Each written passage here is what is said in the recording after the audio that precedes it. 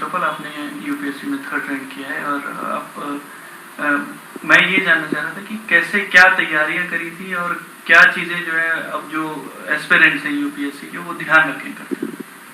बहुत बहुत धन्यवाद आपका। मैंने तैयारी 2016 में शुरू की थी, और उस टाइम पे सबसे पहले मेरा यही उद्देश्य था कि सबसे पहले अपने बेसिक्स स्ट्रॉन्ग करने हैं। तो बेसिक नॉलेज के लिए 5-6 सब्जेक्ट्स हैं जिस पे आपको बहुत सारा कमांड होना चाहिए, जैसे polity, history, geography, science, technology और एनवायरनमेंट। ये सब्जेक्ट्स पे आपको पूरी तरह कमांड होना चाहिए। तो इसके लिए एक आपको बेसिक सोर्स तैयार करना होगा जिसको आपको बार बार रिवाइज करना पड़ेगा। और दूसरी सबसे इम्पॉर्टेंट चीज़ है करंट अफेयर्स। उसके लिए आपको डेली न्यूज़पेपर पढ़ना पड़ेगा और आपको खुद के अपने नोट्स प्रिपेयर करने पड़ेंगे। जितने भी सोर्सेज से आप पढ़ रहे हैं वहाँ से इम्पॉर्टेंट पॉइंट्स आप नोट्स में लिखिए। और तीसरी सबसे ज़्यादा ज़रूरी चीज़ है रिवीजन करते रहना बार बार आपने जो भी पढ़ा है। बहुत सारा मटेरियल पढ़ के आपको कोई फ़ायदा नहीं होगा जब तक आप उसको रिवाइज नहीं करते, जब तक वो आपको याद नहीं रहती। तो आपको उस पर ध्यान देना पड़ेगा। फिर चौथी चीज़ है प्रैक्टिस। आपको क्वेश्चंस की प्रैक्टिस बार बार करनी पड़ेगी। चाहे प्रीलिम्स का एग्ज़ाम हो, आपको उसके लिए मल्टीपल चॉइस क्वेश्चंस प्रैक्टिस करने पड़ेंगे। कम से कम 30 से 40 टेस्ट आपको लगाने पड़ेंगे बिफोर प्रीलिम्स के एग्ज़ाम में। और फिर मेंस के टेस्ट के लिए आपको बहुत सारी आंसर राइटिंग करनी पड़ेगी, एसेज लिखने पड़ेंगे। जब तक प्रैक्टिस नहीं करेंगे तब तक आपको पता नहीं चलेगा कि आपके स्ट्रॉन्ग पॉइंट्स क्या हैं। फिर फाइनली इंटरव्यू या जिसे पर्सनालिटी टेस्ट कहते हैं, उसके लिए भी प्रैक्टिस बहुत ज़्यादा ज़रूरी है। आपको क्वेश्चंस की प्रैक्टिस मिरर के सामने करनी पड़ेगी, आपको मॉक देने पड़ेंगे पैनल्स के सामने, आपको फ्रेंड्स के साथ क्वेश्चन आंसर बोलने की प्रैक्टिस करनी पड़ेगी। So practice is a very important part of this preparation. एक और आपने और किस वजह से किया?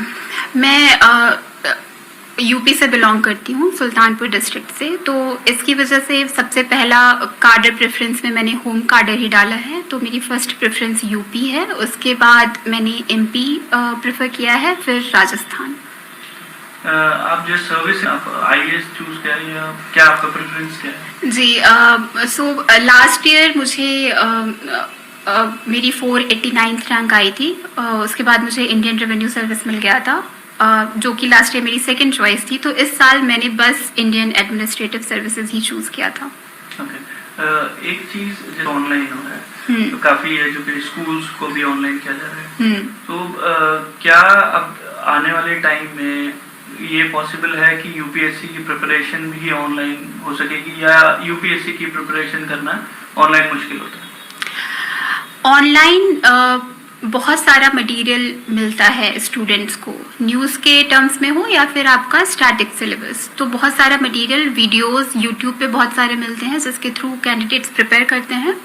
तो ऑनलाइन एजुकेशन आज बहुत बड़ा मीडियम बन गया है प्रिपरेशन का, नॉट जस्ट सिर्फ अर्बन एरियाज में रहने वाले कैंडिडेट्स के लिए नहीं, बल्कि इसकी वजह से रूरल एरियाज के कैंडिडेट्स के लिए अपॉर्चुनिटी बहुत बढ़ गई है। एंड जैसे जैसे कोविड आया है, आप जानते होंगे कोचिंग्स ऑलमोस्ट बंद हो गई हैं, स्टूडेंट्स आ नहीं रहे हैं दिल्ली, तो उसकी वजह से कोचिंग्स अपना क्लासेस ऑनलाइन शिफ्ट कर रही हैं। तो ये बहुत ही एक तरीके से पॉजिटिव चेंज भी है कि बच्चे अपने घर के माहौल में रह के तैयारी कर पाएंगे, जहाँ पे उनके पास पूरा सपोर्ट है, उनकी हेल्थ अच्छी रहेगी, उनको प्रॉपर न्यूट्रिशन मिलेगा और पूरा इकोसिस्टम घर का थोड़ी शांति के साथ वो पढ़ाई कर सकते हैं। ये भी अच्छी तरीके से बात है। और फाइनेंशियली वीकर बैकग्राउंड से जो कैंडिडेट्स हैं, जो अफोर्ड नहीं कर सकते दिल्ली में रहना, उनके लिए भी बहुत बड़ी अपॉर्चुनिटी इससे मिलेगी। तो अभी भी इस कोविड के पहले भी आधे से ज़्यादा प्रिपरेशन ऑनलाइन शिफ्ट हो गई थी, और कोविड के बाद आई थिंक बहुत हद तक ये 70 to 80% प्रिपरेशन ऑनलाइन